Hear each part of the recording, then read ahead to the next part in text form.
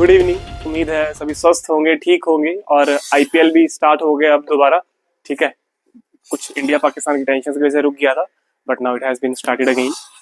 तो आज की वीडियो उस दो तीन मिथ हैं जो कि मैं क्रिकेटर्स में, क्रिकेट प्लेयर्स में ऑब्जर्व करता आया हूँ पिछले कुछ सालों से, और वो काफी बड़े होते जा रहे हैं टाइम टू टाइम। ठीक है, तो एक टेंशन का और एक डर का माहौल क्रिएट करती जा रही है ये चीजें। तो मैंने सोचा कि एक अलग से एक वीडियो बना दी जाए इस टॉपिक पे, और ये कुछ मिथ्स हैं जो कि पूरी तरह से इसको हम खारिज कर देंगे, और जो कि बिना बात का टेंशन, जो कि प्लेयर्स में और पेरेंट्स में जिनके बच्चे कोचिंग जाते हैं उनमें बिना बात की कोई टेंशन है वो उनको तंग करी जा रही है, तो उसको हम आज दूर कर देंगे। ठीक है, तो टाइम ज्यादा ना लेते हुए स्टार्ट करते हैं। तो पहला मिथ है कि the double shade of bats. ठीक है, इसके पीछे मैं आपको टेक्निकल रीजन दूंगा, नेचुरल रीजन दूंगा कि ये क्यों है। ठीक है, तो ये आप देख सकते हैं, इस बैट को आप देख सकते हैं कि ये आधा जो है ये डार्क ब्राउन है और आधा जो है ये लाइट ब्राउन है।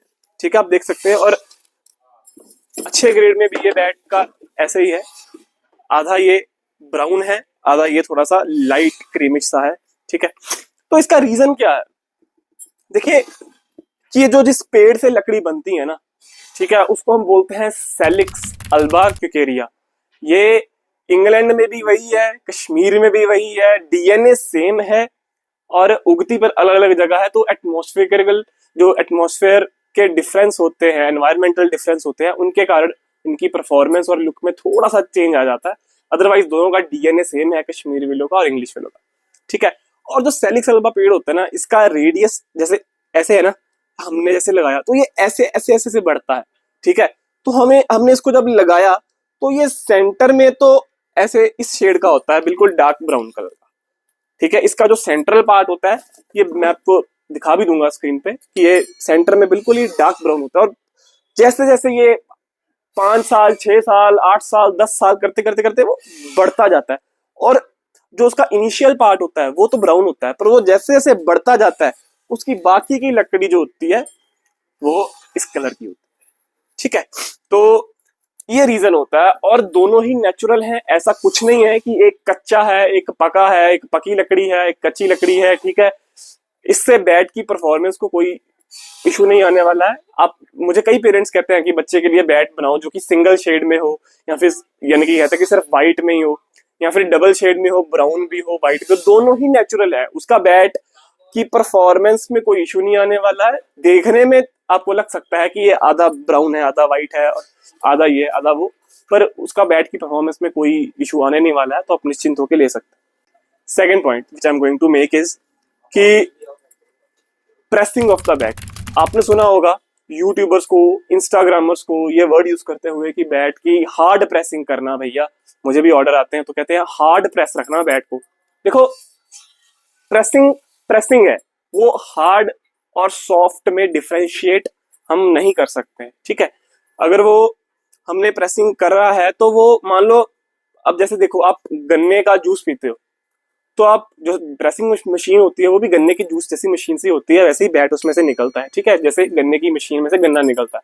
अब आप जब गन्ने का जूस पीने जाते हो तो उसको क्या बोलते हो कि भैया गन्ने को सॉफ्ट प्रेस करना या गन्ने को हार्ड प्रेस करना? वो कहेगा साहब अब जैसी मशीन है मैं तो उसमें डालूंगा, वो हार्ड या सॉफ्ट तो मेरे हाथ में है ही नहीं है। सेम विद द बैट, जब आप बैट को प्रेस करते हो, हम उस मशीन में डालते हैं प्रेसिंग वाली में, तो वो जो उसकी नॉर्मल प्रेसिंग है वही होगी, हार्ड और सॉफ्ट नहीं हो सकती। हाँ, वुड हार्ड और सॉफ्ट होती है, उसके बारे में अलग चर्चा करेंगे, but pressing is always pressing, it's neither hard और नॉर सॉफ्ट, बिकॉज वो ऐसा कुछ नहीं है। जस्ट एक मिथ है कि hard pressing, soft pressing, pressing pressing ही है। ठीक है, अगर प्रेसिंग को मेजर करे एक्स यूनिट से तो वो कभी भी एक्स प्लस नहीं हो सकती, वो एक्स ही रहेगी। ठीक है, प्रेसिंग प्रेसिंग ही। हाँ, नंबर ऑफ प्रेसिंग आप बढ़ा दो, ठीक है, but pressing is always pressing, hard या सॉफ्ट में आप डिफरेंशिएट नहीं कर सकते। Third point, ready to play bats in the market.